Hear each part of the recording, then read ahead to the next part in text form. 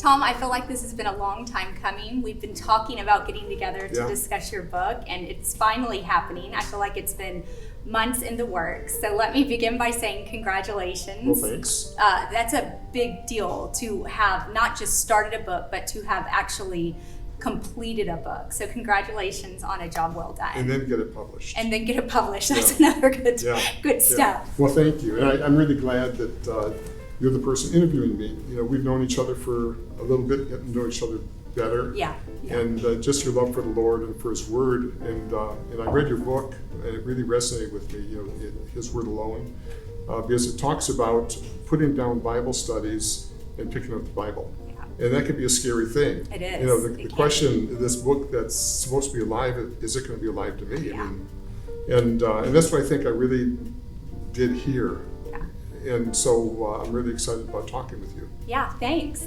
Absolutely. I think that's a question that many Christians struggle with. Mm-hmm. You know, I think we learn to depend on other people to speak to us about what the Word of God says, instead of actually becoming bold enough to see what He says to us for Himself. Yes. So that's one of the things that I've seen in writing this book is that we all start there, though. Yeah. And it's important to start there. It is. We sort of hold our life together, Christian life together, with Bible studies and with praying and then mentoring relationships. Yeah. And at some point, the Lord's going to flip the switch, and you're going to start walking with the Lord. Absolutely. Abiding in Him, and you're going to pray, you're going to read the Bible, and you're going to have relationships, but it's not going to be the thing that holds your life together. Yeah, you're going to begin depending on those things a little less as you kind of cleave to Him more. Yes, and it's not an either or, right? No, not at all. Yeah. Not at all. I still do all of those things, as we should. Yeah. And I know you do too.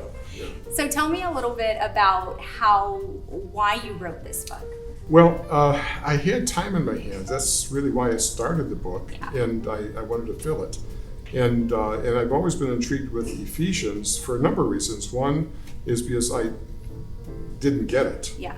And I wanted to really explore my heart and see what do I think God's saying here. And I started with having the first verse. I knew what I wanted to say there, but as I looked down through the chapters, things like Paul's prayer, you know, the hope of his calling, the riches of his inheritance, you know, the exceeding greatness of his power. I said, I don't know what that is. Mm-hmm. And one faith, one Lord, one baptism. What the heck is that? You know, what's the one faith, right? Yeah. And but especially when I was looking at this, I thought, you know, I have no clue what spiritual warfare is, and I have no clue what I'm going to write. Yeah. And but it didn't bother me because I never thought I'd finish the book. Yeah. But then as I began to write, what happened was something really surprising.